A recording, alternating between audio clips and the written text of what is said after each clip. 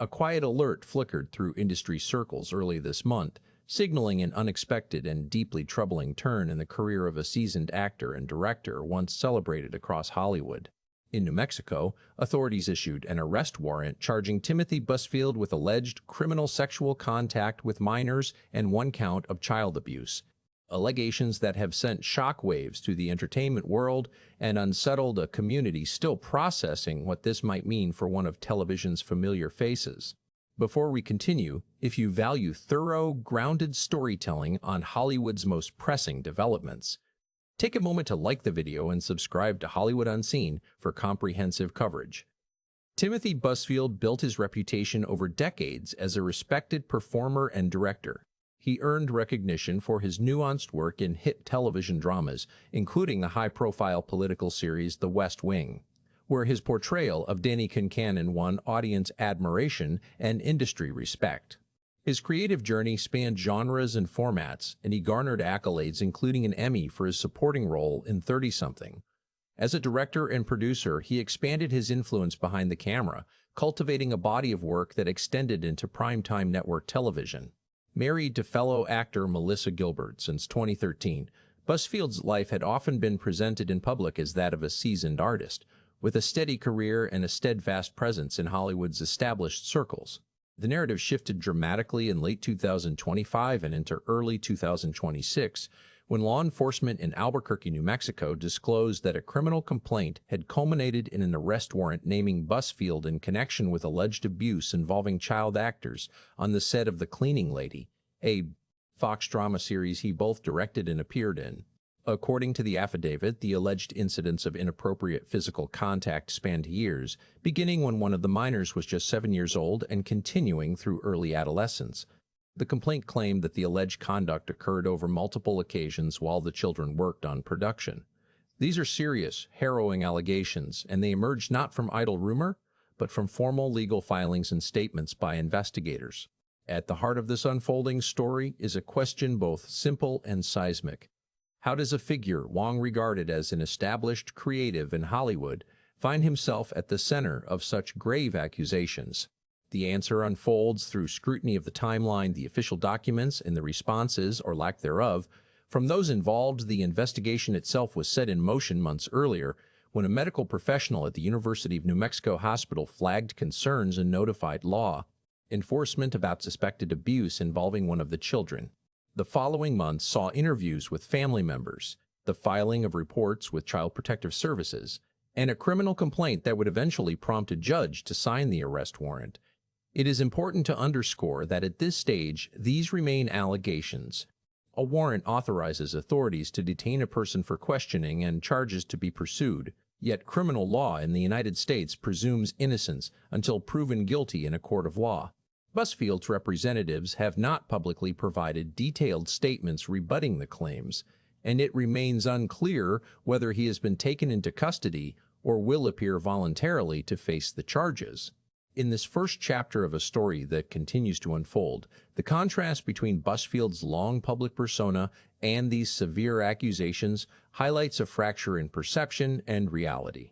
Viewers and the wider industry alike are left confronting an uncomfortable intersection of fame, power, and responsibility, a crossroads where reputation, legal process, and public scrutiny converge with profound implications for all involved. The legal framework surrounding the case began to take clearer shape as court records detailed the specific charges under New Mexico law. Prosecutors outlined multiple felony counts, including alleged criminal sexual contact of a minor and child abuse resulting in no great bodily harm. The complaint described a pattern rather than a single incident, asserting that the alleged conduct occurred intermittently over several years while the children were employed on a professional television set. Investigators emphasized that the alleged victims were minors under the supervision of adults, who carried both creative authority and legal responsibility. Within the structure of the law, that context significantly elevated the seriousness of the accusations. As news of the warrant became public, the production connected to the allegations moved swiftly to distance itself from the unfolding legal matter. Fox and Warner Brothers Television released brief statements acknowledging awareness of the situation and confirming that Busfield was no longer associated with the series. The responses were measured and carefully worded, reflecting an industry now accustomed to navigating allegations while avoiding prejudgment. No additional details were offered regarding internal reviews, and no comment was made on whether production protocols had been violated at the time of the alleged incidents. Silence in this moment became a form of containment. Behind the scenes, the case raised difficult questions about oversight on sets involving child performers. In New Mexico, as in many states, productions are required to follow strict guidelines governing minors, including the presence of guardians, welfare workers, and regulated working hours. The complaint suggested that the alleged conduct took place despite these safeguards, prompting renewed scrutiny of how such systems function in practice rather than on paper. Advocates for child actors noted that professional environments can sometimes create conditions where authority goes unquestioned and discomfort remains unspoken for years. Busfield himself remained largely absent from the public conversation. No formal press conference was held, and no personal statement addressing the allegations was released during this period. His legal position, as understood through filings and standard procedure, remained one of denial by default, pending arraignment and further court proceedings. In cases of this nature, defense attorneys often advise restraint, allowing the judicial process to unfold without public commentary that could later be scrutinized in court. For an industry shaped by perception, the absence of immediate resolution left a vacuum filled by speculation, concern, and unease. Colleagues, viewers, and former collaborators were forced to reconcile past performances and professional memories with the gravity of the accusations now attached to his name. The story, however, was no longer about a career or a body of work. It had shifted toward accountability, institutional responsibility, and the slow, deliberate machinery of the justice system. And as that machinery began to turn, the consequences extended far beyond a single individual.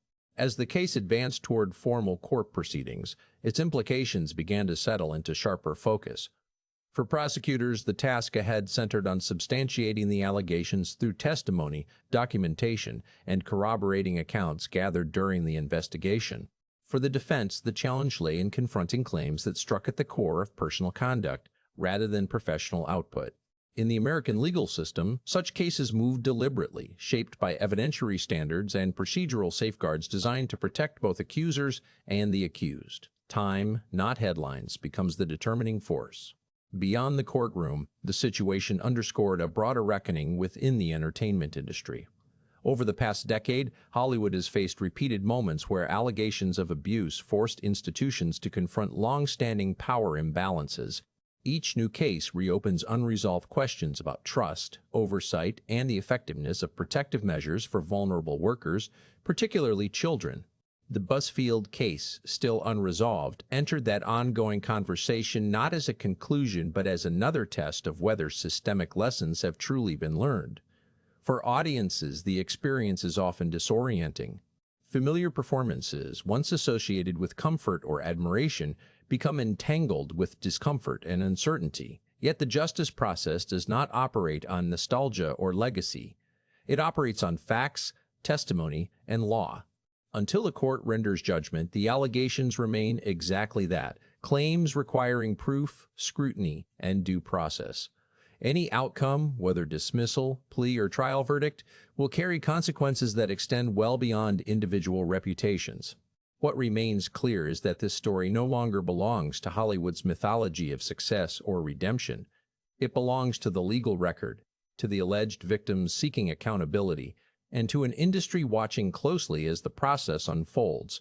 The coming months will determine not only the fate of one career, but also whether institutional responsibility moves from rhetoric to reality.